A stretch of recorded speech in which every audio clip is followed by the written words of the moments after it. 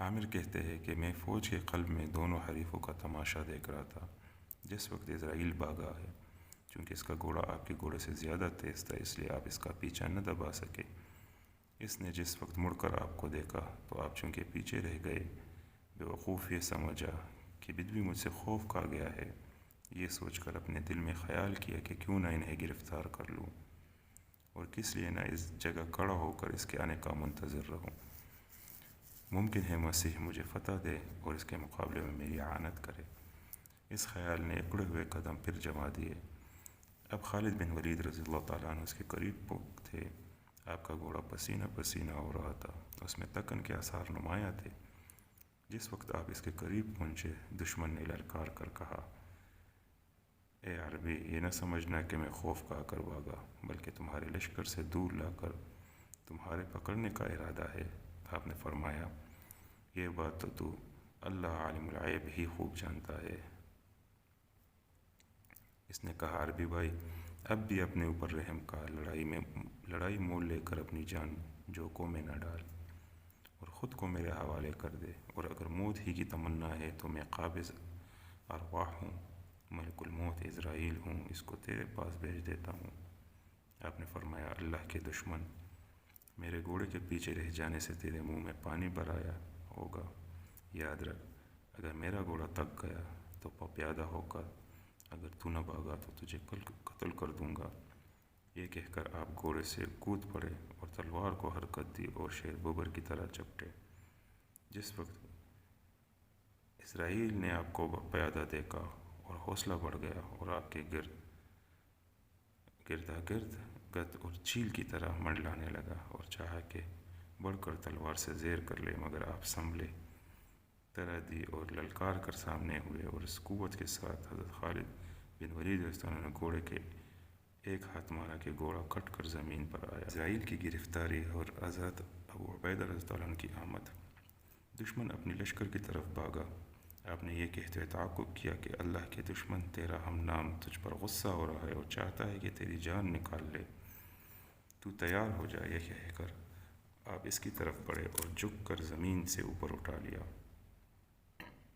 ارادہ تھا کہ تلوار کا ایک ہاتھ مار دے، مگر جس وقت رومیوں نے اپنے سپہ سالار کو شیر اسلام کے پنجے میں دیکھا، چاہا کہ دفاعی حملہ کر کے چھوڑا لے کہ اچانک مسلمانوں کا ایک لشکر، موحدوں کی ایک فوج بسر کر دی امین الامت حضرت ابو عبیدہ بن جراح رضی اللہ عنہ آپ پہنچی، جس کی وجہ یہ تھی کہ حضرت خالد بن ولید رضی اللہ عنہ نے ایک قاصد بصرہ سے آپ کے پاس بھیجا تھا، جو آپ کو راستے میں ملا اور آپ کو اس کے ہمراہ اس وقت جبکہ اسرائیل کے ساتھ حضرت خالد بن ولید رضی اللہ عنہ مصروف بیکار تھے پہنچے۔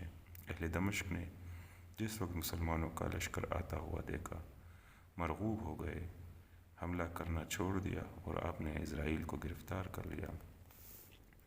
واقدی رحمہ اللہ کہتے ہیں کہ جس وقت حضرت ابو عبیدہ رضی اللہ تعالیٰ عنہ حضرت خالد بن ولید رضی اللہ عنہ کے قریب پہنچے تو آپ نے ارادہ کیا کہ گھوڑے سے اتر کر پیادہ ہو جائے، مگر حضرت خالد رضی اللہ تعالیٰ عنہ نے آپ کو قسم دے کر منع کر دیا، کیونکہ رسول اللہ صلی اللہ علیہ وسلم حضرت ابو عبیدہ رضی اللہ تعالیٰ عنہ سے بہت محبت فرمایا کرتے تھے۔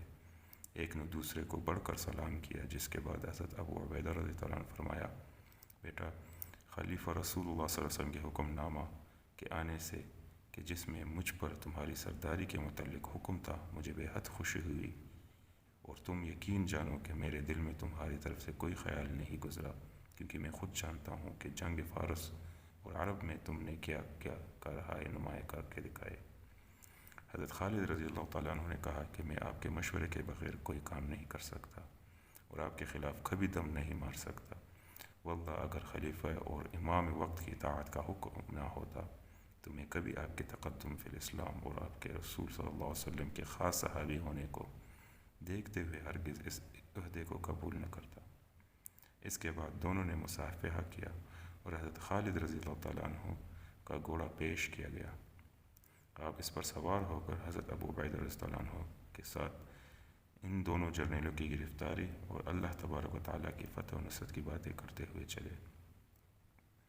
جس وقت کی پڑاؤ کے قریب پہنچے تو دونوں حضرات گھوڑوں سے نیچے اتر آئے۔ مسلمان نے آپس میں ایک دوسرے پر سلام مسنون بھیجا۔ جس وقت دوسرا روز ہوا مسلمان لشکر کو آراستہ کیا، اہل دمشق بھی تیار ہو کر نکلے۔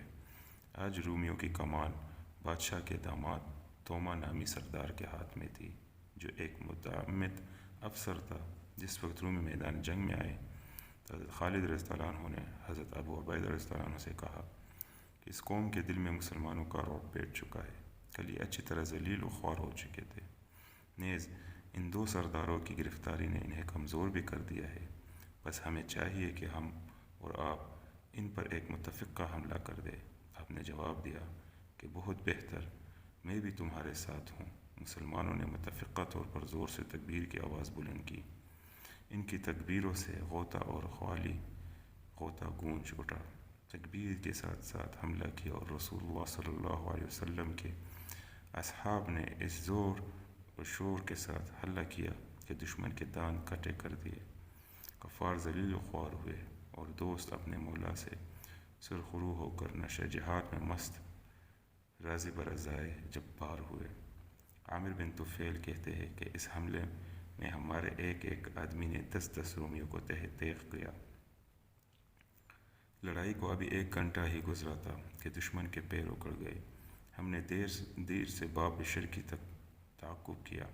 اہل دمشق نے جس وقت اپنے لشکر و سپاہیوں کی یہ بزدلی دیکھی، شہر کا دروازہ بند کر دیا کہ ایسے کم ہمت سپاہی اندر نہ گھسنے پائے۔ قیس بن حبیرہ کہتے ہیں کہ ہم نے دروازے پر پہنچ کر بعض کو قتل اور بعضوں کو گرفتار کیا اور اپنے مقام پر لوٹ آئے۔ یہاں آ کر حضرت خالد رضی اللہ عنہ نے حضرت عبیدہ رضی اللہ عنہ سے کہا کہ میری رائے ہے کہ میں باب شرقی کا محاصرہ کر لوں اور آپ باب جابیہ کو محاصرے میں لے لیں۔ آپ نے کہا واقعی تمہاری رائے بہت زیادہ صائب ہے۔ واقدی رحمہ اللہ کہتے ہیں کہ حجاز، یمن، حضرموت، ساحل عمان، طائف اور حوالی مکہ معظمہ سے حضرت ابو عبیدہ رضی اللہ عنہ کے سرکردگی میں جو فوج آئی تھی، اس کی کل تعداد 37,000 تھی، اور حضرت عمرو بن عاص رضی اللہ عنہ کے زیر کمان فلسطین کے مقام پر 9,000 سوار، اور حضرت خالد بن ولید رضی اللہ عنہ کے ماتحتی میں 1,500 جوان عراق سے یہاں آئے تھے۔ اس لیے تمام مسلمانوں کی فوج کی تعداد علاوہ اس فوج کے جو حضرت عمر بن خطاب رضی اللہ عنہ نے اپنے زمانۂ خلافت میں بھرتی کی تھی، اور جس کا ذکر انشاءاللہ تعالیٰ اپنے موقع پر آئے گا، کل 47,500 تھی۔ اس میں نصف حضرت خالد بن ولید رضی اللہ عنہ نے اپنے ہمراہ لے کر باب شرقی کا محاصرہ کیا، اور نصف حضرت ابو عبیدہ رضی اللہ تعالیٰ عنہ کے ساتھ رہی، جس سے انہوں نے باب جابیہ پر پڑاؤ کیا۔ اہل دمشق نے جس وقت یہ حالت دیکھی، نہایت درجہ مرعوب ہو گئے۔ پھر حضرت خالد بن ولید رضی اللہ تعالیٰ عنہ نے کلوس اور اسرائیل کو طلب فرما کر ان کے سامنے اسلام پیش کیا، مگر کم بختوں نے چونکہ انکار کر دیا تھا، اس لیے آپ نے حضرت زرار بن ازور کو حکم دیا کہ انہیں قتل کر دیا جائے۔ چنانچہ انہوں نے ان کو موت کے حوالے کر دیا۔ واقدی رحمہ اللہ کہتے ہیں کہ مجھے معتبر راویوں سے معلوم ہوا ہے کہ حضرت زرار بن ازور نے اسرائیل کو اور رافع بن عمیر الطائی نے کلوس کو قتل کیا تھا۔ جس وقت اہل دمشق کو ان کے قتل کی خبر پہنچی تو بادشاہ ہرقل کے پاس ایک خط جو اپنی ہزیمت اور دونوں جرنیلوں کے قتل پر مشتمل تھا لکھا۔ نیز اس میں یہ بھی تحریر تھا کہ اہل عرب نے باب شرقی اور جابیہ کا محاصرہ کر رکھا ہے، اور وہ ماں اپنے عورتوں اور بچوں کے یہاں آئے ہوئے ہیں، اکثر زرخیز علاقے اور شہر فتح کر لیے ہیں۔ ہماری یا تو خبر لیجیے، ورنہ ہم اس شہر کو ان کے حوالے کرنے پر مجبور ہوں گے۔ قاصد کو یہ خط دے کر رات کے وقت ایک رسی میں باندھ کر شہر پناہ کی دیوار سے اتار دیا۔ ہرقل اس وقت انطاکیہ میں مقیم تھا۔ جس وقت یہ خط پڑھا، رونے لگا، ہاتھ سے خط پھینک دیا اور اعیان مملکت کو جمع کر کے اس طرح مخاطب ہوا: یا بنی اصفر، میں نے تمہیں پہلے ہی ان عربوں کی طرف سے متنبع کیا تھا۔ ان کی بہادری سے شروع ہی میں ڈرایا تھا، اور اول ہی خبردار کیا تھا کہ ایک نہ ایک دن یہ لوگ ضرور میرے اس تاج و تخت کے مالک ہو کے رہیں گے، مگر افسوس تم نے میری بات کو مذاق اور میری اس گفتگو کو لامعنی خیال کیا، اور الٹے میرے قتل کے در پہ ہو گئے۔ اب یہ چینا جو اور چوہارے گانے والے عربی لوگ خشک اور قات زمین سے نکل کر فواقات، پلدار، کثیر الاشجار اور اور سرسبز و شاداب ملک تک پہنچ گئے ہیں، اور ان کو ہمارے ملکوں کے آب و ہوا بہت زیادہ پسند آ گئی ہے۔ ان کو اب سوائے عزم قوی اور سخت مارے کارروائی کے یہاں سے کوئی نہیں نکال سکتا۔ اگر مجھے کسی قسم کی عار و شرم نہ ہوتی تو میں ترک شام کر کے قسطنطنیہ چلا جاتا، اور یا خود اپنے اہل و عیال کی حفاظت کے لیے ان کے مقابلے کے لیے نکل کھڑا ہوتا۔ ارکان سلطنت اور اعیان مملکت متفق اللسان ہو کر کہنے لگے، اہل عرب کی جارحانہ حالت ابھی سے حالت کو نہیں پہنچی کہ حضور بنفس نفیس خود میدان کارزار میں تشریف لے جائے، بلکہ والی حمص دروان نامی کو، جو ہم میں سے سب سے زیادہ بہادر و فنون حرب میں ہم سے سب سے زیادہ ماہر ہے، نیز عسکر فارس کے مقابلے میں جبکہ اہل فارس نے ہم پر چڑھائی کی تھی، جناب خود اس کی شجاعت دیکھ چکے تھے، مقابلے کے لیے روانہ کر دیں۔ بادشاہ نے والی حمص کو بلا کر مقابلے کے لیے کہا۔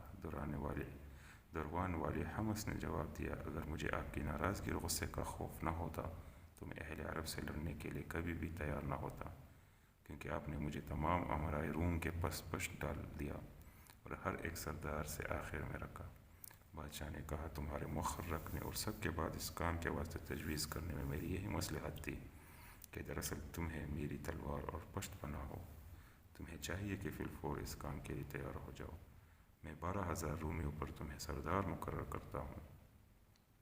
جس وقت بلبیک کے مقام پر پہنچو تو جو لشکر اجنادین کے پڑاؤ پر موجود ہے، اسے ارض بلقا اور جعل سودا پر متفرق طور سے متعین کر کے یہ حکم دینا کہ وہ عمرو بن عاص کے کسی فرد کو خالد بن ولید کے لشکر میں شامل نہ ہونے دے۔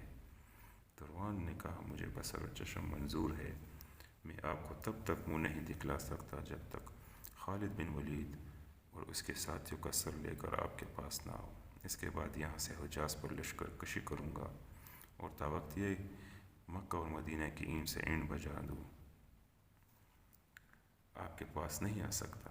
بادشاہ نے کہا، قسم ہے انجیل مقدس کی، اگر تو نے اپنے اس وعدے کو ایفا اور قول کو پورا کر کے دکھلایا تو میں ان تمام ممالک جو عربوں نے فتح کر لیے ہیں تجھے جاگیر میں بخش دوں گا، اور ساتھ ہی ایک وصیت دستاویز کے طور پر لکھ دوں گا کہ میرے بعد تجھے ہی یہاں کا بادشاہ تسلیم کر لیا جائے۔